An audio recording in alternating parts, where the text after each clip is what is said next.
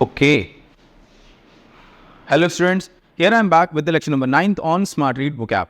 आज इस लेक्चर में मैं डिस्कस करने वाला हूँ smart read drill number 9th में जो पैसेज हमने आपके लिए पिक किया है उसके इंपॉर्टेंट वर्ड्स, फ्रेजेस, इडियम्स या फिर फ्रेजल वर्ब्स को. So without taking any more time चलिए शुरू करते हैं. आज का पहला वर्ड है आपके सामने मल्टीलैटरल. मल्टीलैटरल क्या रेफरेंस लिखा है मल्टीलैटरल का? Regional multilateral lender. Okay, meaning involving multiple parties, specially countries और ऑर्गेनाइजेशंस. मल्टीलैटरल वर्ड को ब्रेक डाउन करें. मल्टी का मतलब आई होप सबको पता होगा पहले से. मैनी. लैटरल का मतलब होता है फिजिकल कॉन्टेक्स्ट में साइड्स. साइड ऐसा हटा दीजिए इसमें से, साइड. ठीक. अब फिजिकल कॉन्टेक्स्ट में अगर आप इसको समझना चाहें, हमने यहाँ पे ले लिया एक क्यूब. क्यूब में नॉर्मली 6 फेसेस होते हैं, पर जो लैटरल फेसेस होते हैं यानी साइड वाले, ये होते हैं हमारे कितने? साइड वाले लेने हैं हमें, ऊपर नीचे नहीं लेने हैं. ये होते हैं 4. लैटरल फेसेस क्यूब में कितने होते हैं? 4. आप किसी भी फेस को बेस मान लें, लैटरल फेसेस हमेशा 4 ही होंगे. फिजिकल कॉन्टेक्स्ट में तो ये मीनिंग हो गया इसका, यानी कि साइड्स. पर अगर पैसेज की कॉन्टेक्स्ट में देखें तो इन्वॉल्विंग मल्टीपल पार्टीज, यानी बहुत सारी पार्टीज हो उसमें, या फिर कंट्रीज हो, या फिर कौन हो? ऑर्गेनाइजेशंस हो. इनका जब साथ में कोई डिस्कशन हो, किसी चीज़ पे बात हो और कोई डिसीजन मेकिंग हो, कोई मीटिंग ऐसी हो रही हो जहाँ पे बहुत सारी पार्टीज़ हो, बहुत सारे ऑर्गेनाइजेशंस हो, बहुत सारे लोग हों अलग अलग डोमेन के, तो हम बोलते हैं जो डिसीजन मेकिंग है वो कैसी होगी? मल्टीलैटरल. चलिए एग्जांपल से समझते हैं इसको. इस इमेज में आप देख रहे हैं डिफेंस पर्सनल हैं, ये आर्मी से हैं, आई बिलीव ये एयरफोर्स से हैं, आई बिलीव ये नेवी से हैं, थोड़ा सा यूनिफॉर्म अलग है. सो आप देख रहे हैं अलग अलग डिफेंस पर्सनल यहाँ पे बैठे हुए हैं. हो सकता है एक ही कंट्री के हो सकता है मल्टीपल कंट्रीज़ के हो. सो जो डिसीजन मेकिंग होगी वो कैसी होगी? मल्टीलैटरल. यानी इसमें अलग अलग देशों के लोग या अलग अलग पार्टीज़, या अलग अलग पार्टीज एज इन मतलब पॉलिटिकल पार्टीज़ की नहीं, अलग अलग डोमेन के लोगों की बात हो रही है. एंड पार्टीज़ भी हो सकती हैं. एंड जो डिसीजन मेकिंग होगी वो कैसी होगी? मल्टीलैटरल. एडजेक्टिव है मल्टीलैटरल. चलिए अब हमारे सामने है 4 सेंटेंसेस, देखते हैं कौन सा सही है कौन सा गलत है. The United Nations promotes multilateral cooperation among nations to address global challenges. जो यूएन है ये प्रमोट करता है क्या? मल्टीलैटरल कोऑपरेशन, यानी जितने देश हैं आगे बढ़ के सब सहयोग करें एक दूसरे का. Among nations to address global challenges, क्या करने के लिए? ग्लोबल चैलेंजेस को एड्रेस करने के लिए, जिसमें से एक प्राइमरी चैलेंज आज की डेट में है क्लाइमेट चेंज. ये सेंटेंस सही है. दूसरा example, the trade agreement was a result of multilateral negotiations involving multiple countries. Again जो ट्रेड अग्रीमेंट हुआ वो किस चीज़ का रिजल्ट था? मल्टीपल या मल्टीलैटरल नेगोशिएशंस हुए इन्वॉल्विंग मल्टीपल कंट्रीज. अलग अलग कंट्रीज उसमें पार्टिसिपेट किया ट्रेड अग्रीमेंट के लिए, और पर्टिकुलर एक चीज़ पे जाके सबने अग्री किया. तो ये भी सेंटेंस सही है. तीसरा sentence, the multilateral summit aim to foster peace and economic development in the region. ये भी सही है. The company adopted a multilateral approach to resolve its internal disputes. Company ने इंटरनल डिस्प्यूट्स को रिजॉल्व करने के लिए क्या अप्रोच अडॉप्ट की? मल्टीलैटरल अप्रोच अडॉप्ट की. अब इसमें आई बिलीव कंपनी में जो स्टेक होल्डर्स हैं अलग अलग, उनकी बात हो रही है. तो वो सब एक साथ आए, उन्होंने जो इंटरनल कॉन्फ्लिक्ट्स हो रहे हैं या डिस्प्यूट्स हो रहे हैं उनको रिजॉल्व करने में एक साथ जो उन्होंने अपना रोल प्ले किया, उस अप्रोच को हम बोल रहे हैं यहाँ पे मल्टीलैटरल अप्रोच. ये सेंटेंस भी सही है, यानी कि इसका आंसर होगा all are correct. Got it. चलिए मूव करते हैं अब सिनोनिम्स एंड एंटोनिम्स पार्ट पे. मल्टी पार्टी, मल्टीनेशनल, कलेक्टिव, सामूहिक, एक साथ अचीव करने वाला. चलिए और बात करें एंटोनिम्स की, तो ये यूनिलैटरल. यूनी आया है वर्ड कहाँ से? वन से. यूनिक एक, लैटरल वही, साइड तो एक साइड, वो मल्टीलैटरल यानी बहुत सारी साइड्स. सिंगुलर अकेला, ये इसके एंटोनिम्स हो गए. चलिए आई होप आपको मल्टीलैटरल समझ में आ गया हो पूरी तरीके से. The next word is robust. Reference क्या लिखा है? Citing robust public and private investment. Okay. Strong and healthy, vigorous, मजबूत, स्वस्थ, एनर्जी से भरा हुआ, उसको बोलते हैं रोबस्ट. फिजिकल कॉन्टेक्स्ट में जो परफॉर्मेंस होती है खास करके बॉक्सर की या रेसलर्स की, ये होती है रोबस्ट. हाँ, स्ट्रॉन्ग एंड हेल्दी, दिखने में कैसे होते हैं? रोबस्ट. बॉडी कैसी होती है? Muscular and robust, built, vigorous. पर पैसेज के कॉन्टेक्स्ट में हमारे पास 4 सेंटेंसेस हैं, पढ़ते हैं इनको, देखते हैं कौन सा एलिमिनेट होगा. Despite facing numerous challenges, India's robust agricultural sector continues to contribute significantly to the nation's economy. बहुत सारे चैलेंजेस फेस करने के बावजूद भी इंडिया का जो एग्रीकल्चरल सेक्टर है उसके लिए यहाँ पे यूज़ हुआ है रोबस्ट, यानी मजबूत है। Continues to contribute significantly to the nation's economy, बिल्कुल सही सेंटेंस है। द रोबस्ट स्टार्टअप इकोसिस्टम, हमारे देश का स्टार्टअप इकोसिस्टम उसकी बात हो रही है, उसके लिए एडजेक्टिव यूज़ की गई है robust. In India fosters innovation and entrepreneurship, driving economic progress and job creation, बिल्कुल सही सेंटेंस है। तीसरा example, she wore a robust scarf to stay warm in the winter weather. Robust scarf क्या होता है? स्कार्फ हो सकता था यहाँ पे थिक, दो मतलब अगर हम यहाँ पे वार्म लगाएंगे तो दोबारा से वार्म आएगा, वो रिडंडेंट लगेगा। Thick I believe is a good word here. या फिर आप वूलन कर सकते हैं यहाँ पे। स्कार्फ रोबस्ट नहीं होते हैं, ठीक है, तो ये सेंटेंस गलत है यहाँ पे। Fourth sentence, he presented a robust argument that convinced everyone in the room, ये बिल्कुल सही है। आर्ग्यूमेंट कैसी हो सकती हैं? रोबस्ट हो सकती हैं, मजबूत, strong argument. So I hope आपको रोबस्ट कॉन्टेक्चुअली समझ में आया हो। डिस्कस करते हैं synonyms. Strong, sturdy, vigorous. Sturdy furniture के कॉन्टेक्स्ट में स्टर्डी वर्ड बहुत यूज होता है। हम जब फर्नीचर लेने जाते हैं वो कैसे होने चाहिए? स्टर्डी, मजबूत। उसके जो पैर हैं फर्नीचर के, फॉर एग्जांपल आप टेबल ले रहे हैं तो टेबल पे जब आप खुद भी बैठ जाएं तो अगर उसके उसके जो लेग्स हैं वो स्टर्डी हैं तो वो फैलेंगे नहीं, वो डगमगाएंगे नहीं, वो स्ट्रॉन्ग बने रहेंगे, यानी वो आपका भार झेल लेंगे। विगरस, एनर्जी से भरा हुआ। अब बात करें इसके एंटोनिम्स की। वीक, कमज़ोर, फीबल, कमज़ोर, फ्रजाइल, नाजुक। हमने इस बात की है फ्रजाइल के पिछले लेक्चर में। चलिए, let's move to the next word which is conspicuous. Reference, most conspicuously missing from the report. Okay, meaning that is easily seen or noticed, stand out, noticeable, अलग दिखने वाला, noticeable, अलग से दिख जाए, that is easily seen or noticed, जिसको देखने के लिए, पकड़ने के लिए आंखों को उसको मेहनत ना करनी पड़े, easily पकड़ में आ जाए, उसको बोलते हैं हम conspicuous, obvious। ठीक, अब देखिए ये सारे एप्पल्स हैं, ग्रीन एप्पल्स में एक रेड एप्पल रखा हुआ है। नज़र आपकी जो जाएगी, मैं आपसे पूछूं रेड एप्पल कहाँ पर है बच्चों, तो आप क्या बोलेंगे? सर सामने ही तो है, दिख तो रहा है साफ साफ, दिख तो रहा है साफ साफ, कंस्पिकियस है यहाँ पे रेड एप्पल। ठीक है, समझ में आया कंस्पिकियस का मीनिंग? चलिए डिस्कस करते हैं। हाँ, थंबनेल, थंबनेल मुझे याद आया एकदम से। क्या था thumbnail?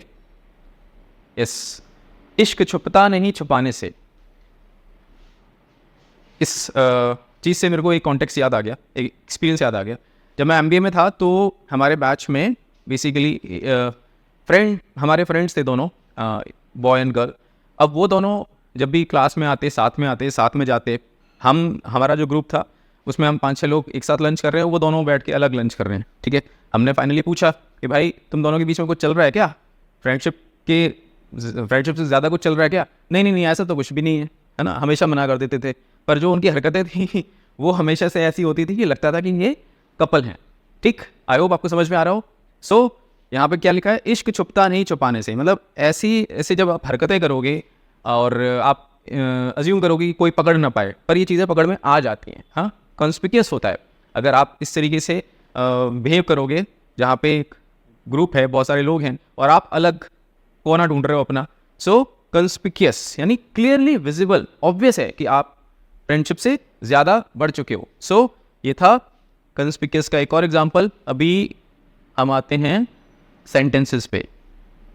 Yes, the new skyscraper was a conspicuous addition to the city skyline. कोई बड़ा शहर हो जैसे गुड़गांव टाइप, उसमें आप देखें कि स्काईलाइन यानी कि जो बिल्डिंग्स हैं उनकी लाइंस जो बनती हैं ऐसा लगता है आसमान को टच कर रही हैं, स्काईलाइन। सो एक और बिल्डिंग बड़ी वहाँ पे खड़ी हो गई, skyscraper was a conspicuous addition to the city. वो भी अलग से दिख रही है, चमक रही है अलग, नज़र अपने आप जा रही है उस पर। सेंटेंस बिल्कुल सही है, कंस्पिक्यूअस का यूज़ यहाँ पे बिल्कुल सही है। She wore a conspicuous hat adorned with bright feathers to the party. अब कोई लड़की है, उसने जो हैट पहना है उस पर देखिए फेदर्स, पंख लगे हुए हैं, ब्राइट यानी कि चमकने वाले। सो उसकी जो हैट है वो कंस्पिक्यूअस है, अलग ही नज़र आ रही है वो। उसको मतलब आपको देखने के लिए उस पर नज़र नहीं डालनी पड़ रही है, आपकी नज़र अपने आप वहाँ पे जा रही है। ठीक, कंस्पिक्यूअस ये भी सही है सेंटेंस। तीसरा example, His absence at the meeting was conspicuous as everyone had expected him to be there. कोई पर्सन है, इंपॉर्टेंट पर्सन है, उसको होना था मीटिंग में पर वो नहीं है, तो अब मीटिंग में जो डिस्कशन है वो फीका हो रहा है, वो पूरा नहीं हो पा रहा जिस तरीके से उसे होना चाहिए था। तो जो उनकी एब्सेंस है वो कंस्पिक्यूअस है, पता चल रहा है कि यार बंदा एब्सेंट है आज। कुछ लोग होते हैं जिनकी एब्सेंस और प्रेजेंस से इतना फर्क नहीं पड़ता, पर कुछ लोग होते हैं जिनकी एब्सेंस से फर्क पड़ता है। ठीक, तो यहाँ पे एब्सेंस से फर्क पड़ रहा है, यानी उनकी एब्सेंस कैसी है, कंस्पिक्यूअस है। एक और एग्जांपल है, the brightly coloured bookshelf in the corner of the room was conspicuous due to its unique design. Bookshelf है, पहली बात तो ब्राइट है, कलरफुल है और यूनिक डिजाइन है, तो अगेन कंस्पिक्यूअस होगी ही, ऑब्वियस है। तो ये सेंटेंस भी सही है। यहाँ पे भी हमारे पास जितने सेंटेंसेस थे सब करेक्ट हैं, ऑल आर करेक्ट। चलिए मूव करते हैं सिनोनिम्स एंड एंटोनिम्स पार्ट पे। नोटिसेबल, प्रोमिनेंट प्रसिद्ध है, विजिबल। अब सपोज कीजिए कि कोई सिंगिंग कॉन्सर्ट हो रहा है, वहाँ पे बडिंग सिंगर्स हैं, इंडियन आइडल वाले जो हैं वो हैं, और जितने शोज होते हैं उनके सिंगर्स हैं।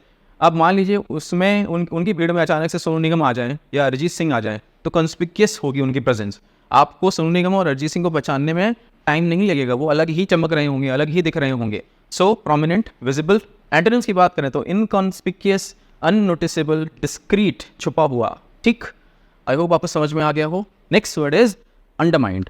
रेफरेंस पढ़ते हैं, at risk of being undermined, okay, meaning weekend और डैमेज, टिपिकली ग्रेजुअली और subtly.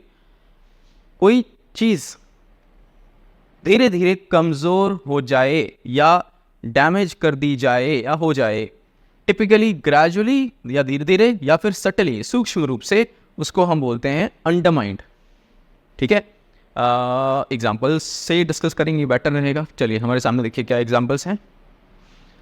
The effectiveness of the education system was undermined by a lack of funding and resources in rural areas. Rural areas में बात करें तो जो वहाँ की education system की इफेक्टिवनेस है वो धीरे धीरे कैसे कम हो गई, ऐसे कम हो गई कि वहाँ पे ना तो फंडिंग पहुँची ना रिसोर्सेज पहुँचे टाइमली। सो वो धीरे धीरे धीरे धीरे धीरे धीरे ख़त्म ही होती चली गई। और जो आज आप देखते हैं हालत रूरल एरियाज़ में हमारे एजुकेशन सिस्टम का, वो इसीलिए है बिकॉज उसे अंडरमाइन किया गया है।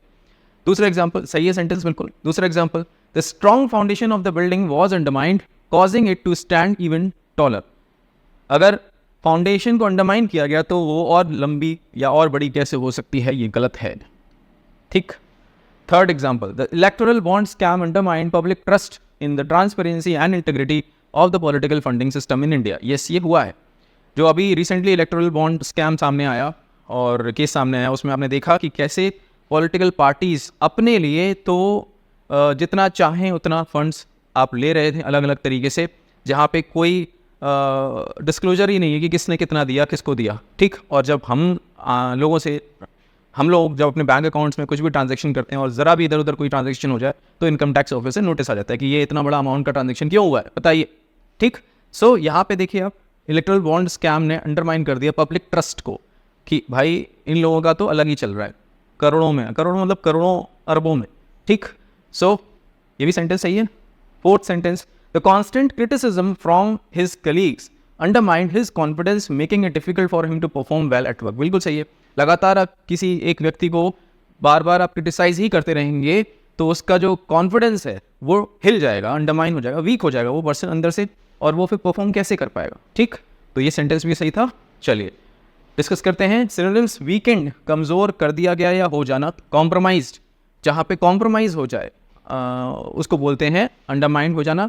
फॉर एग्जांपल अभी रिसेंटली जो अटैक्स हुए हैं, आई बिलीव जम्मू में हुए हैं, जो आप देखें वहाँ पे सिक्योरिटी कॉम्प्रोमाइज्ड हुई है, तभी वो पॉसिबल हुए कि वो अटैक्स हुए। आतंकवादी घुस आए और वापस से उन्होंने वो सारी चीज़ें स्टार्ट कर दी जो पहले हुआ करती थी। सो कॉम्प्रोमाइज्ड किस कॉन्टेक्स्ट में, सिक्योरिटी लैप्स के कॉन्टेक्स्ट में। एंड एंटोनिम्स की बात करें तो स्ट्रेंथन, मजबूत कर देना, रीइंफोर्स, मजबूती देना, वापस से सपोर्ट, सपोर्टेड और मजबूती देना। सो ये इसके एंटोनिम्स हो सकते हैं। Next word is heed. Reference पढ़ते हैं, India must heed the recommendations, okay, meaning pay attention to, take notice of. ध्यान देना किसी चीज़ पर, किसी व्यक्ति पर गौर से, उसको बोलते हैं हीड। अब ये देखिए इमेज है हमारे सामने, बच्चे हैं बहुत सारे यहाँ पे बैठे हुए हैं और आई बिलीव ये टीचर हैं इस तरफ। So they are paying attention to the teacher, they are paying heed to the teacher, they are listening to her attentively, उसको हम बोलते हैं पेइंग हीड।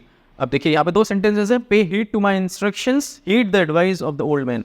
यहाँ पे हीड आया है नाउन की तरह, पे हीड, और यहाँ जो हीड आया ये आया वर्ब की तरह, यानी नाउन की तरह भी आ सकता है और वर्ब की तरह भी आ सकता है, दोनों इम्परेटिव सेंटेंसेस हैं। अब डिस्कस करते हैं चार सेंटेंसेस जिसमें से एक आई बिलीव गलत हो सकता है। It is important to heed the warnings of weather forecast to stay safe during a storm. ये बात बिल्कुल सही लिखी है कि इम्पॉर्टेंट है जो वार्निंग्स दी जाए उनको ध्यान से समझा जाए, सुना जाए। अगर आपको सेफ रहना है तूफान के समय या तूफान आने वाला है, उसकी वार्निंग मिल रही है, तो उसको ध्यान से समझें। The teacher advise the students to heed the instructions carefully before starting the experiment. बिल्कुल सही बात है, कुछ गड़बड़ हो सकती है, कोई दुर्घटना घट सकती है, तो आप जो टीचर के इंस्ट्रक्शंस हैं उनको ध्यान से सुनें। He couldn't help but heed the beautiful scenery as he drove past the mountains. ये कुछ अजीब सा लग रहा है। चौथा सेंटेंस, she decided to heed the advice of her doctor and take a break from work to recover. बिल्कुल सही है, उनको कोई परेशानी थी, स्टिल वो काम पे जा रही थी, तो डॉक्टर ने बोला भैया घर पे बैठ के आराम करो, पहले अपने आप को सही करो, तब काम रिज्यूम करना। ये सेंटेंस सही है। थर्ड सेंटेंस वापस पढ़ते हैं, he couldn't help but heed the beautiful scenery as he drove. Heed generally इस तरीके से कॉन्टेक्स्ट में नहीं आता है, यहाँ एंजॉय वर्ड बेटर होता, यानी मतलब दृश्य जो बाहर की सीनरी थी उसको देख के वो आनंदित हो गए। हीट ध्यान दे के ऐसे कोई देखता थोड़ी ना है ना सीनरी को, तो ये सेंटेंस हमारा कॉन्टेक्चुअली गलत है। चलिए मूव करते हैं सिनोनिम्स एंड एंटोनिम्स वाले पार्ट पे। Listen to, pay attention to, take notice of, ये तीनों इसके सिनोनिमस फ्रेज हैं, बिल्कुल सही है ये। एंड एंटोनिम्स की बात करें तो इग्नोर, डिसरिगार्ड, कोई वैल्यू न देना, नेग्लेक्ट, नजरअंदाज कर देना। दैट्स इट बच्चा पार्टी। अब क्या करना है आपको, हमेशा की तरह आपको हर वर्ड पे अपना सेंटेंस बनाना है, सोचना है, बनाना है और लिख देना है कमेंट सेक्शन में। लिखेंगे नहीं तो समझ नहीं पाएंगे और ना इम्प्रूव हो पाएंगे, ठीक है। अभी भी बहुत सारे बच्चे शर्मा रहे हैं कि पता नहीं यार कैसे लिखें, पता नहीं कोई क्या सोचेगा हमारे बारे में, कोई दूसरा हमारी कमेंट पढ़ लेगा तो मजाक ना बन जाए। मेरे बच्चों, मेरे भाइयों, मेरे बहनों, जब तक आप आगे नहीं बढ़ेंगे आप अभी वहीं पे खड़े रहेंगे जहां आज हैं, स्टेटस को बना रहेगा। बाहर निकलेंगे अपने कोकून से तो उड़ पाएंगे। छोटे बच्चे होते हैं चिड़िया के, चूजे, आप देखें अगर वो घोंसले में ही बैठे रहें और जंप ना करें तो क्या होता है, मर जाते हैं, मर जाते हैं। जो चिड़िया होती है, माँ होती है, वो खुद गिरा देती है उनको नीचे ताकि वो पंख फैलाएं और उड़ें। तो अगर आप अपने कुकून्स में बैठे रहेंगे, अपने घोंसलों में बैठे रहेंगे ना, छुपके डर के कि कहीं चोट ना लग जाए, कहीं कोई हर्ट ना कर दे, जो सर हैं वो कहीं ऐसा ना बोलेंगे यार तुम क्या लिखते हो। मैंने कभी पहली बात तो किसी को डिमीन किया नहीं है, किसी के एफर्ट्स को, ना मैं कभी करता हूँ ना कभी करूँगा, ठीक है। मुझे पता है क्योंकि मैं आप ही की तरह हूँ, आप ही की तरह था।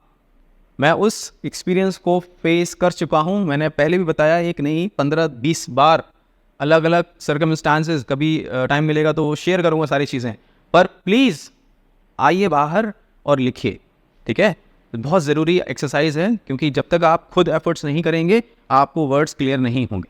चलिए दूसरा काम, this is my username, I am available in Telegram. जिन बच्चों ने कोर्स ले लिया है और अभी तक टेलीग्राम ग्रुप हमारा ज्वाइन नहीं किया है, आई इंसिस्ट जल्दी ज्वाइन करें क्योंकि बहुत सारी चीज़ें वहीं पर हो रही हैं। दूसरा काम हो गया ये। थर्ड काम, पूरी एक्सरसाइज ये जो आपने स्मार्ट रीड ड्रिल नंबर 9 की जो क्या पढ़ी, अब आपको क्या करना है, जाना है आपको स्मार्ट रीड ड्रिल नंबर 9 पे और अटेम्प्ट करनी है पूरी exercise with utmost focus of yours. वहाँ से आपको रिजल्ट स्क्रीन जब आए तो आरसी स्पीड और आपका आरसी लेवल दोनों को पिक करना है स्क्रीनशॉट फॉर्म में और शेयर कर देना है हमारे टेलीग्राम प्राइवेट ग्रुप में, so that I can check, I can gauge, I can assess your performance and then I will be able to help you accordingly. That's it. कल मिलता हूँ कुछ नए वर्ड्स के साथ। Take care.